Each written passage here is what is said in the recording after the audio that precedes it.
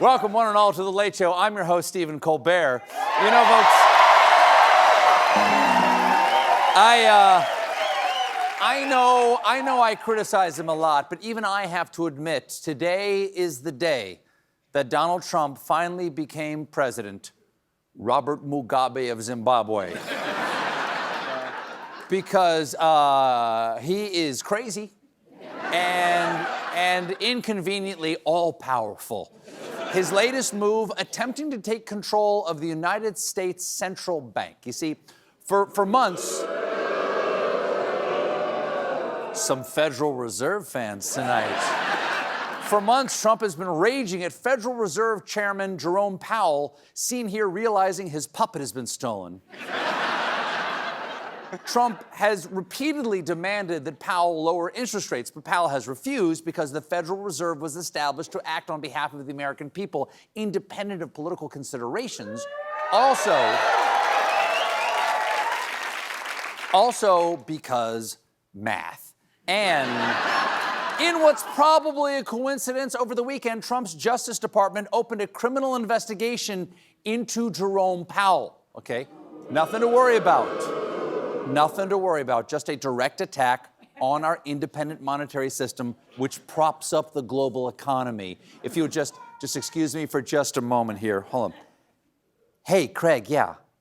Let's liquidate all my holdings and move it into bronze weaponry and fertile goats. Thanks very much. Yeah. Okay. This is so bad that last night, Powell, a man known for being extremely careful about any public statements, released this hostage video. Good evening. On Friday, the Department of Justice served the Federal Reserve with grand jury subpoenas, threatening a criminal indictment. The threat of criminal charges is a consequence of the Federal Reserve setting interest rates based on our best assessment of what will serve the public, rather than following the preferences of the president. Well said, sir. Dryly said, like if words were beef jerky. Snap into a Slim Jerome, but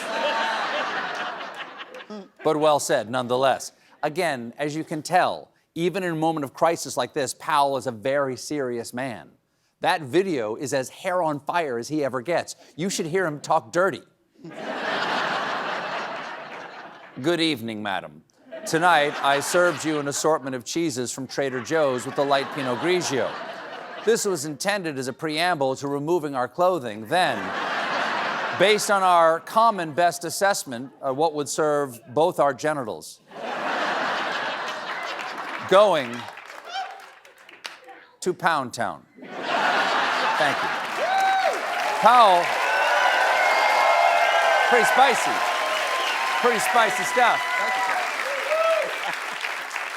Powell being charged by the Trump administration set off alarm bells everywhere. This morning, we got an open letter from top economic policy experts saying that pressuring Powell with criminal charges is, quote, how monetary policy is made in emerging markets with weak institutions, with highly negative consequences for inflation and the functioning of their economies more broadly. The letter was signed by every living former Fed chair. Okay, but what do they know about money? Have they ever correctly identified a giraffe on a cognitive test? Have they? Do we know? No. We don't know. The charges against Powell were brought by Trump's hand-picked U.S. Attorney for D.C., former Fox News personality Jeanine Pirro, seen here ordering a martini at the post office.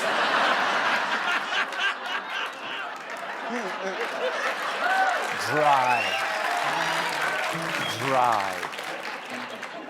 What is the terrible crime Pirro's office accuses Powell of committing? They say he lied to Congress about the scope of the renovation of the Fed's Washington headquarters. Okay, it seems kind of ridiculous to accuse Powell of being a spendthrift on this renovation, or really anything, because, and this is true, based on our extensive research, he only owns one tie. This is not, it's not just, it's a good tie though, very attractive. What you want? It's not just the United States. Trump is also destroying the world. Over the weekend, he posted a Wikipedia screen grab declaring himself, quote, acting president of Venezuela. Hey, it's on Wikipedia. In addition, Trump declared himself Miss Iowa in 1966. J.D. Power and Associates Best Mid-Size Sedan in initial customer satisfaction, and the world's largest ball of twine. On Friday, it's worth a visit. They keep it under a gazebo now. On Friday, the new all-powerful self-appointed president of Venezuela demanded that every oil executive be bathed and brought to his tent. So, they did. In the White House cabinet room, he told the oil companies that they were going to spend $100 billion to rebuild Venezuela's oil infrastructure. This was apparently news to Exxon's CEO, who called Venezuela uninvestable. So later on Air Force One, Trump was pretty PO'd at Exxon. No, I didn't like Exxon's response. We have so many that want it. I'd probably be inclined to keep Exxon out. I didn't like their response. They're playing too cute. IS.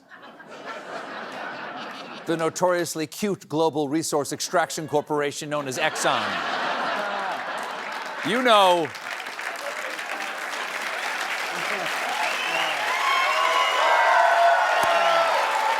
Yes. You know their slogan, when you think of us, technically you do think of baby ducks. Yeah, I agree. That's a tough one. That's a tough one. That's all right. There was also an awkward moment where Marco Rubio tried to discreetly give Trump a note, and Trump totally blew us up. All right, thank you, Mary. You'll make it back one way or the other. You're all going to do very well. I think really very well. Marco just gave me a note. Go back to Chevron. They want to discuss something. Go ahead. I'm going back to Chevron, Marco. Thank you, Marco. Okay, hold on. Looks like Marco gave me another note. It says, do not read these notes out loud. It makes you look, and thank you, Marco, for this. It makes you look mentally incompetent. Thank you. Thank you, Marco. Chevron, your thoughts on that? Of course, this wouldn't be a Trump-led meeting without the weird. We have many others that were not able to get in. I said if we had a ballroom, we'd have over 1,000 people. Everybody wanted. I never knew your industry was that big. I never knew you had that many people in your industry. But here we are. And if you look, come to think of it, well, I got to look at this myself.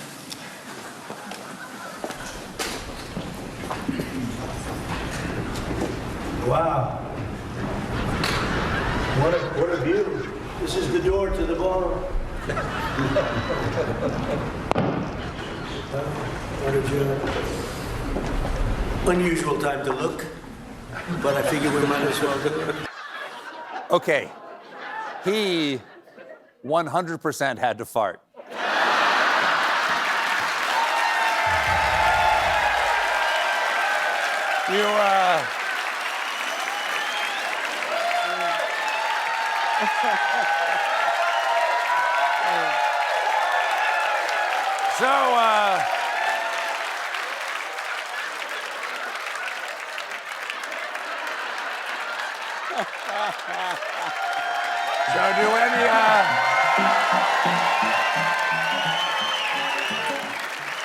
Do any of you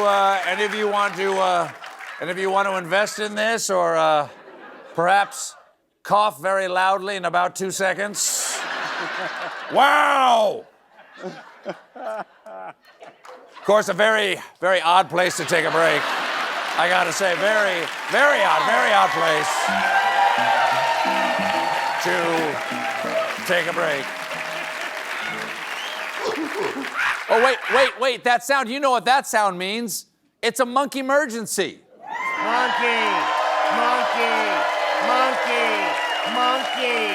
Monkey.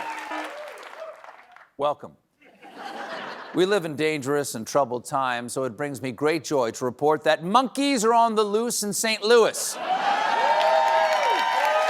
Just like Just like in that classic Judy Garland film, Meet Me Somewhere Else, the monkeys have captured the trolley. Now, nobody knows where these monkeys came from.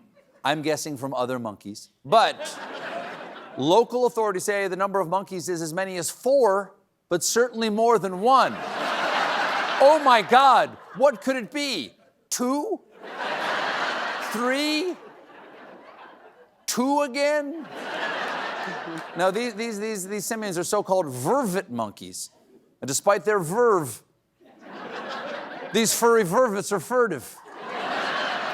One monkey expert says the vervets are very intelligent and social, but may be unpredictable or aggressive under stress. Same, girl.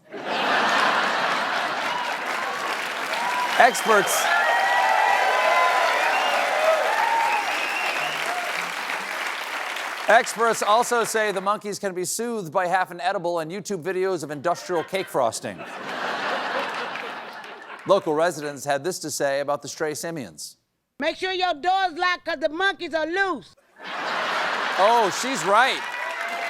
You gotta lock your doors and lock up your daughters because they're all gonna fall in love with the monkeys. Girls love them bad boys. And ladies, there's as many as 4. But certainly more than 1.